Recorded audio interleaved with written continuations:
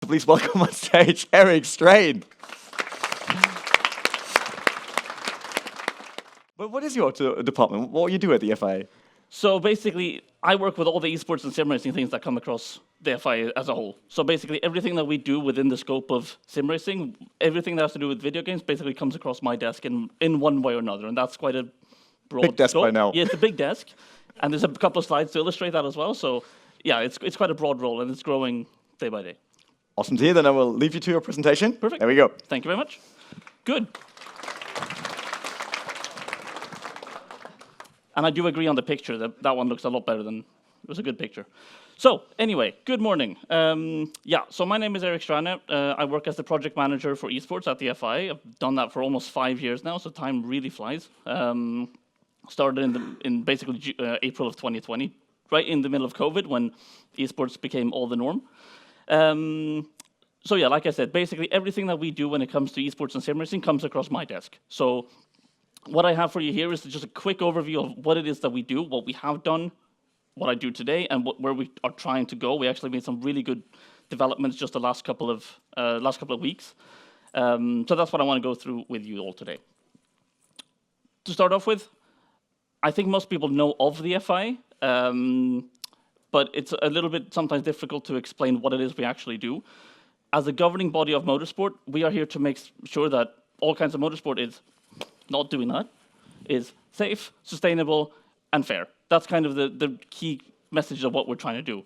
And then the next step of that is obviously to try and make sure that we can develop motorsport, to bring more people in it, to make it more affordable, and to make sure that more people can enjoy motorsport. That's really what we're trying to do. We also have a mobility side of the FIA, which is to promote road usage and to make sure that road cars, road layouts, and that kind of stuff is safe and kind of promoting personal mobility. But again, I'm on the sporting side of the FIA, which is the larger part. So we're obviously very focused around motorsport. Like I said, going back a little bit to what we have done then. So I've been there since 2020. Where we have been lacking a little bit is we haven't been doing a lot of events. That's something that we can say straight up, because the FIA is not very known within the world of sim racing, right? So one of the big things that we did now 2 years ago, actually, almost 2 years ago, was with the IOC, was with the Olympic Esports Series that we did in Singapore. So as one of an IOC recognized international federation, IOC approached us, and together with 8 other international federations, and we put on all these individual esports events during the Olympic Esports Week, as it was called, in mid-June of 2023. On this occasion, as maybe some of you can identify from the top picture there, we worked with Gran Turismo and their Gran Turismo 7 product. And basically, we started off by having an online hot lapping competition where anyone from the entire world could try to qualify for this final event. We then had the top 11 plus one local wildcard from Singapore, who was actually already in Singapore, obviously, got to compete on this world stage for this first ever Olympic Esports Series title. So you can see there was quite a lot of engagement for this qualifier. We were one of the top rated in terms of how many people actually participated, which was quite impressive considering we used the PlayStation title and there were some other mobile titles that were with us, for example. So it really stood out to us and to the IOC to show that, okay, motorsport is quite something that people like to do and something that they like to engage with, not only on a kind of hobby level, but also on a esports level like this.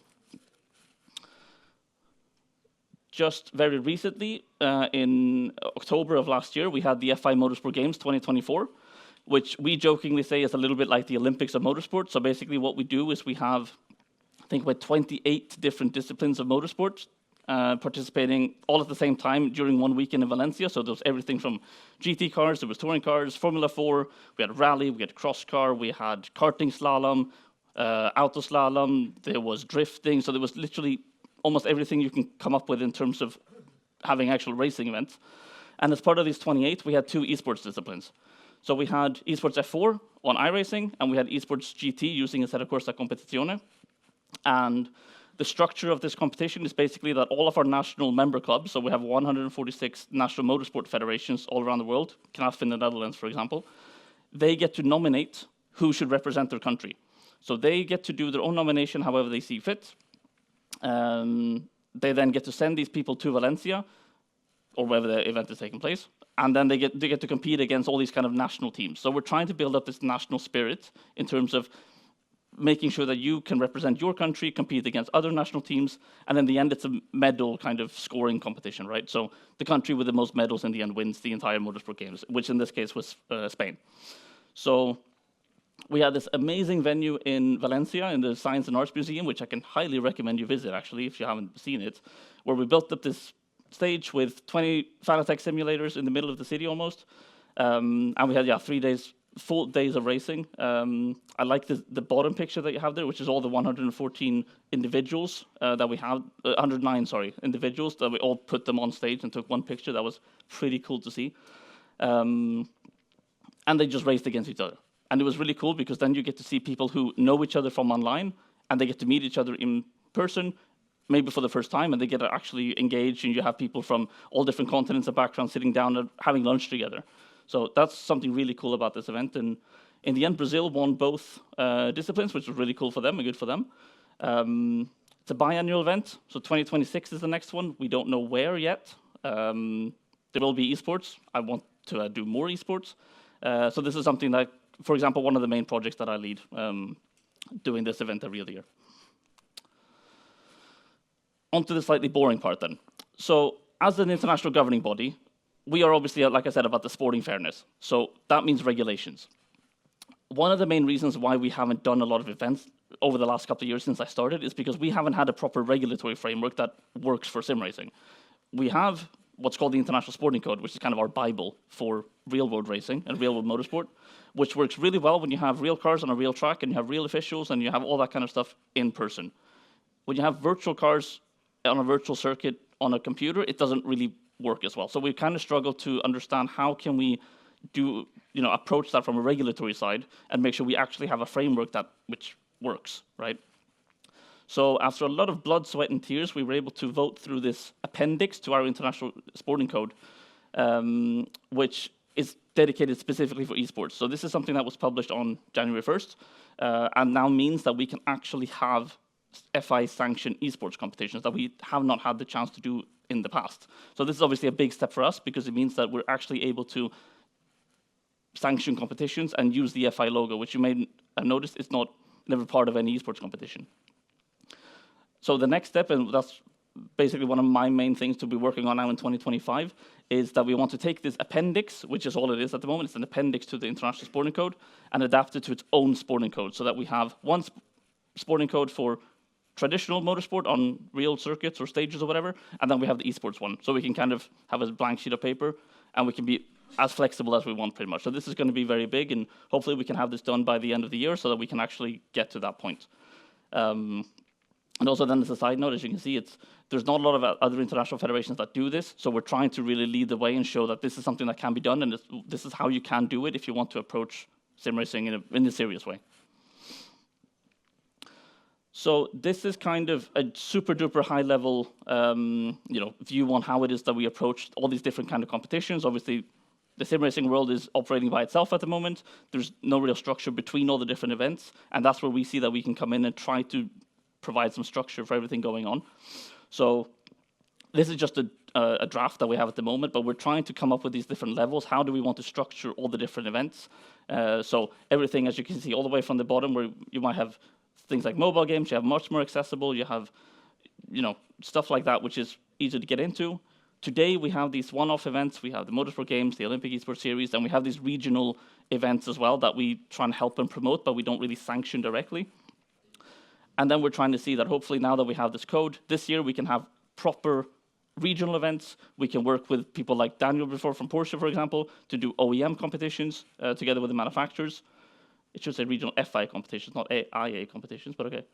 And then the end goal is obviously to have an Esports World Championship. That's my personal goal as a sim racer, and that's where the FI wants to go in the end, that we want to make sure that we can have these kind of World Championship events and really put esports on the map in a way that it hasn't been done before.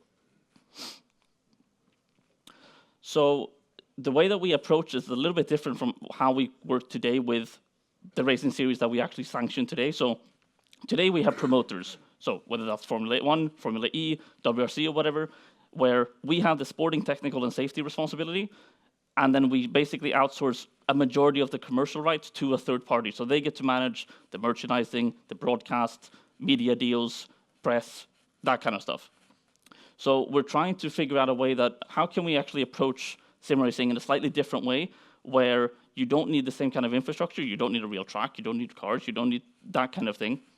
So what can we do more in-house? So we're trying to figure out a good balance between making sure that we have the resources and capacity on our side to manage, of course, the sporting, but also the competition structure, the brand identity, stuff like this. And then work with external companies to help us implement it. So we don't have to do everything ourselves, but at least we can, for example, hardware is a fantastic example where we can actually work with a partner we can enter into a relationship with, who can provide the hardware, so something that we don't have to, for example, purchase or implement or whatever it could be. Like I said, in terms of sporting developments, this is something that we've been working on now to make sure that we can get into a position where we can actually sanction these events. Step number one that we took was an online officials training module. So this is something which is available on our e-learning platform that anyone can go in and go if you want to understand what does it take to be an esports official, so a race director or a steward, within an FI sanctioned event. So that's a free 45-minute module that anyone can go in and just have a look at, and you can complete that if you want to, take the next step in terms of officiating within sim racing. Driver training being the next one, that's why we have our national clubs, so that they will be in charge of running these kind of training modules and training programs to make sure that people who are licensed have the correct knowledge and skills and all that kind of stuff to be able to compete on a good enough level. And then, like I said, the third part, which I was talking about before, is the sporting framework, making sure that we have a proper overall document that we can actually rely on as a governing body when it comes to decisions and making sure everything is done by the book. So one thing I want to highlight is that we have a very strong partnership with iRacing, which maybe many of you know. It started off basically as speaking of licensing, a licensing deal for the Formula 4 trademark, which is something that we own.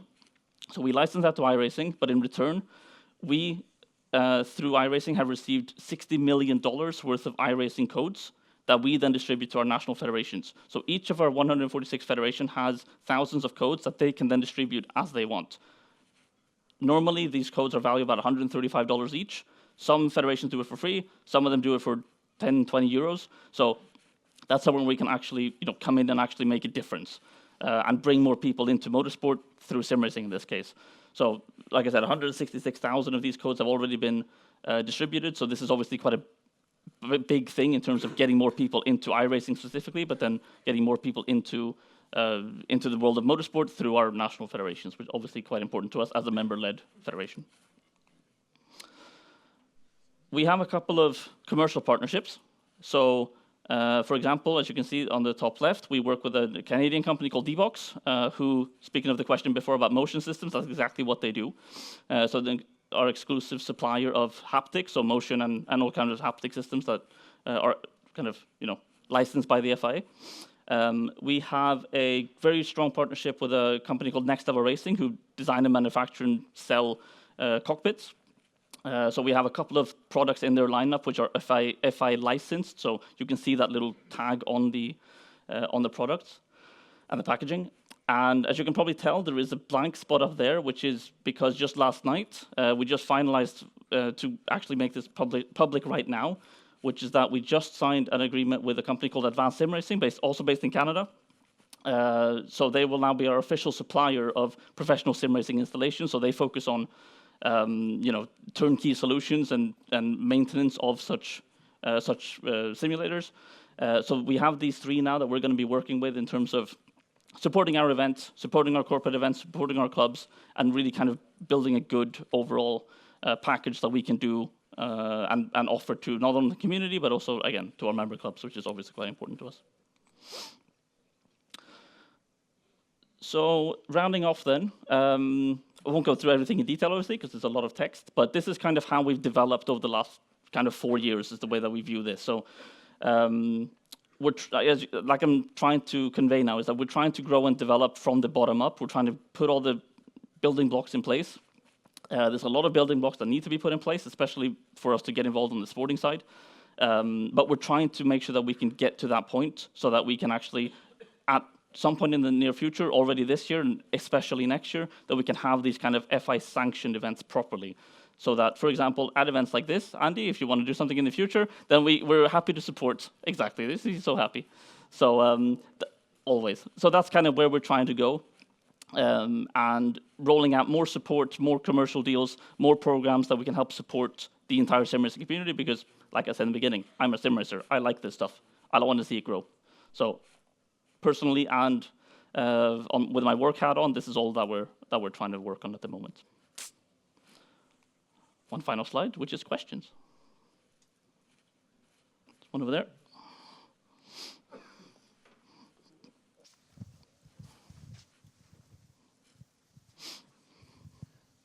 So you've talked about licensing. So basically what you have right now is that you have 3 partners that are going to put quite big checks to have the FIA logo. On the market right now is that all the people that are coming from motorsport, they're going to see the FIA logo and they're going to think it's certification and not licensing, which was unclear with D-Box until this year. Is there going to be some sort of certification as well? Because FIA is pretty big on certification for go-kart, for anything, for the racing suits, for, well, probably this is why you are mostly known. And there's, for now, in esport, in sim racing, there is a big blur seeing the logo and thinking, oh, it's FIA approved, which is not. It's basically a partnership and it's money involved. Correct. So exactly, there's 2 sides of that. So you have the part that we're doing with D-Box, Next Level Racing, and Advanced Sim Racing, which is in the packaging. It's clear that it's an official supplier of the FIA or an official licensed product. So it has to do directly with the product or the company itself. The flip side of that is homologation, I think is what you're referring to, which is helmets and fire suits and roll cages, whatever it might be. There's a different kind of homologation process that has to go through that, and that's obviously entirely based around safety, which in sim racing is not really a problem, right? So there's a discussion that we're having whether we want to approach that in terms of having homologated equipment for events. It's one way we could go. Is it something that we want to do in the near future? No, because there's not a safety aspect behind it, so there's no real direct need for it. But you're right in saying that there is definitely a clear distinction needed between what's a licensing deal and what's a kind of homologation deal, which is, helmets and that kind of stuff like you talked about. I'm talking because of my, for example, the frame we do at Cooler Master is 3 times more stiff than aluminum frame. So when you're putting haptics, it's a completely different feel from an aluminum frame to the full tubular all welded.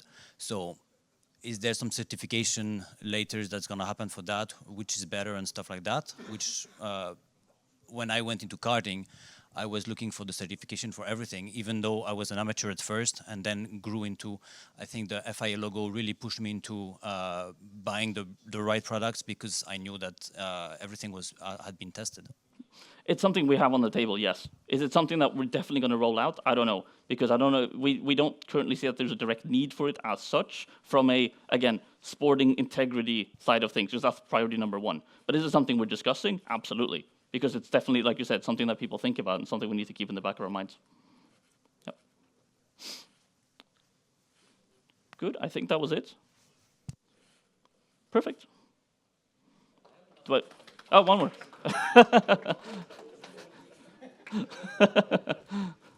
We saw that recently Max Verstappen, for example, has been really involved with his team Redline, into pushing people getting from a simulation to real racing.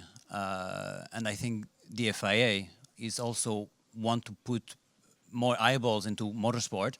So that's one. But also there needs to be a bridge, because right now, how to get to motorsports, you really have to have big finances. Even go-karting right now, if you really want to win a season in any championships in Europe, in a country, you have to come with a 30K budget minimum. Are you working on something to bridge the gaps between simulation and then getting into motorsport? Yes. So, for example, the winner of the Esports F4 competition in Valencia, he received the F4 test, or he's going to receive an F4 test in Italy because he won that competition. So yes, we are working on, like I said, bridging that gap. But at the same time, I don't want to do too much of that because I want to make sure that we continue to develop esports and sim racing as its own discipline. The last thing that we want to do is, again, is to make it a stepping stone into motorsport, so that you have people go into sim racing, they build up their career, and then they just leave it. And once they get into a Formula 4 or junior rally car, whatever it could be, we want to develop that sim racing, competition ecosystem as a strong, independent, sporting activity as well. But obviously, the link is definitely clear, not just from esports to real-world motorsport, but also vice versa. Where, for example, again in Valencia, we had the DTM race director who was doing the race direction activity for us in the esports activity. So you definitely have the link both ways. Yep. Good. One more question here, yeah.